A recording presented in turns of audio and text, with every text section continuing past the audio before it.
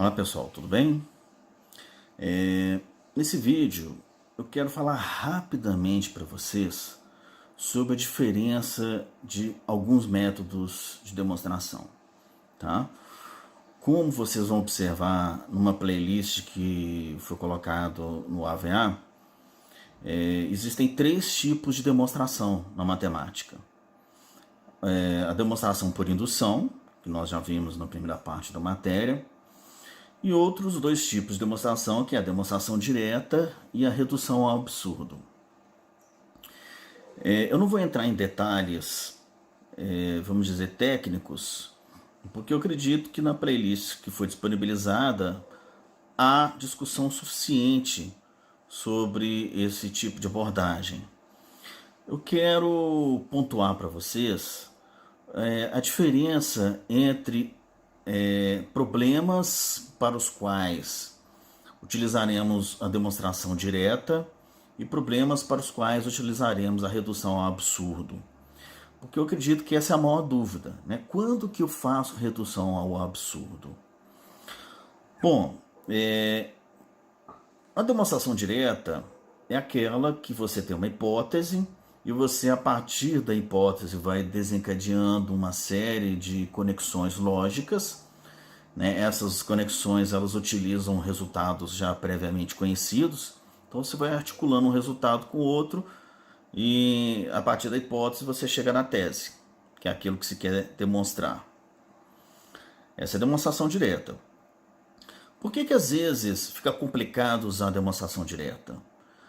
Porque às vezes o enunciado pressupõe que você verifique uma quantidade de objetos para os quais você não tem condição, porque eles são muito numerosos ou até infinitos, né? Por exemplo, mostre que duas retas são paralelas. Mostrar que duas retas são paralelas significa mostrar que elas não têm nenhum ponto em comum. Mas pense bem, né, de uma forma lúdica, vamos dizer assim.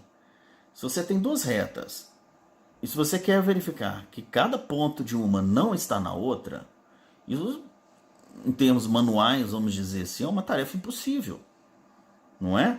Pensa bem, uma reta tem infinitos pontos. Como é que eu vou garantir que nenhum desses pontos está na outra reta? Então, esse, por exemplo, é um tipo de problema que, a menos que haja algum teorema, né, que dê subsídio para provar este em questão, a gente acaba utilizando redução ao absurdo. Você parte do pressuposto que, bom, suponha que as retas não sejam paralelas, porque reduzir ao absurdo é negar a tese. Qual que é o absurdo que você chega? A negação da hipótese. Aí que vem a questão lógica. Se uma proposição A implica em B, então negar B implica na negação de A. Esse é o princípio básico da redução ao absurdo, né? Então a gente supõe que as duas retas que eu quero provar que são paralelas, eu suponho que elas não sejam paralelas. Aí, a partir do momento que eu faço esse tipo de suposição, eu passo a lidar com uma hipótese, que a gente chama de hipótese de absurdo, muito mais palpável. Porque supor que duas retas não são paralelas significa supor que elas têm um ponto em comum. Um ponto em comum é uma coisa, um objeto ali que pode ser manipulado através de uma sequência lógica de raciocínio até chegar na negação da hipótese, que seria o absurdo. Ou a negação, não necessariamente da hipótese, ou a negação de alguma outra, algum outro resultado já demonstrado. Isso também pode acontecer. Tá? Pelo menos em geral, tá, gente? Estou falando de uma forma geral. Outro exemplo. Prove que nenhum número, ou todos os números, né? Vou pegar um problema que está numa videoaula. Todos os números da forma 3k mais 2 possuem pelo menos um primo da forma 3k mais 2. Isso também é super complicado. Porque pensa bem, todos os números da forma 3k mais 2, a menos que haja, novamente, a menos que haja uma proposição, um teorema já demonstrado que relacione esse assunto, Se eu não tiver isso, como é que eu vou ficar número por número dessa forma, né? O número da forma 3k mais 2 é um número que foi dividido por 3 e deixou o resto 2. Existem infinitos números dessa forma. Eu não posso pegar o primeiro número que deixa o resto 2 e verificar todos os números primos. Aí pego o segundo número dessa forma e verifico todos os números primos.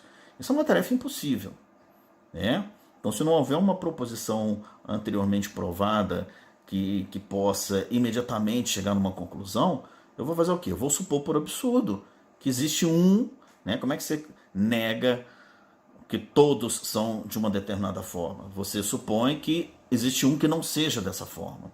Então, suponha que um determinado número não tenha essa propriedade, ou seja, na sua fatoração não há nenhum primo da forma 3k mais 2. Então, eu estou negando a tese, né? Então, eu vou tentar provar por absurdo, né? Bom, enfim, eu estou querendo salientar nesses exemplos como que às vezes a gente faz a redução ao absurdo, ou pelo menos na maioria das vezes, porque você tem um enunciado que, sob certo aspecto, te obriga a verificar um por um dos objetos de um conjunto infinito se ele satisfaz a propriedade do enunciado do teorema. E na prática, esse tipo de manipulação é impossível. Aí quando você faz a redução ao absurdo, o que você faz? Você nega uma sentença que diz todos são assim. Como é que você nega todos são assim? Você fala, supõe que existe um que não seja. É muito melhor lidar com um do que lidar com todos, né? Ou a sentença que você quer provar é nenhum é de tal forma. É parecido, né, com o outro enunciado. Como é que você mostra que nenhum é de certa forma? É preferível supor por absurdo. Suponha que um seja dessa forma. É mais fácil lidar com esse um do que ter que ficar provando dos infinitos objetos que nenhum deles satisfaça tal propriedade.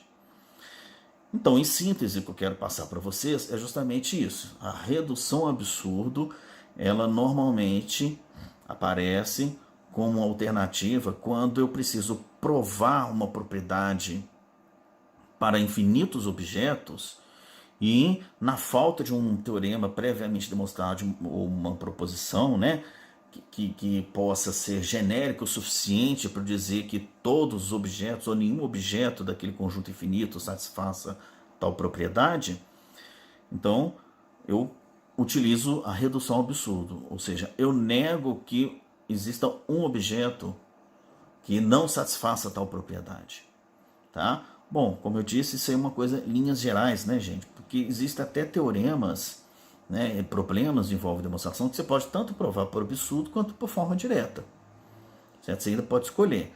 Então é muito relativo, isso aí vai depender da natureza do problema, da natureza da área de conhecimento, né? Porque matemática não é só álgebra, tem geometria, tem cálculo, né? Álgebra linear, geometria analítica, enfim, né? Em cada sub-área dessas, as naturezas podem ter certas peculiaridades que permitam com que você escolha ou que você não precise nunca de um método de demonstração, né? Pode ocorrer isso, tá legal? Bom, então a mensagem que eu queria passar é essa aí, tá, gente? Um abraço para vocês.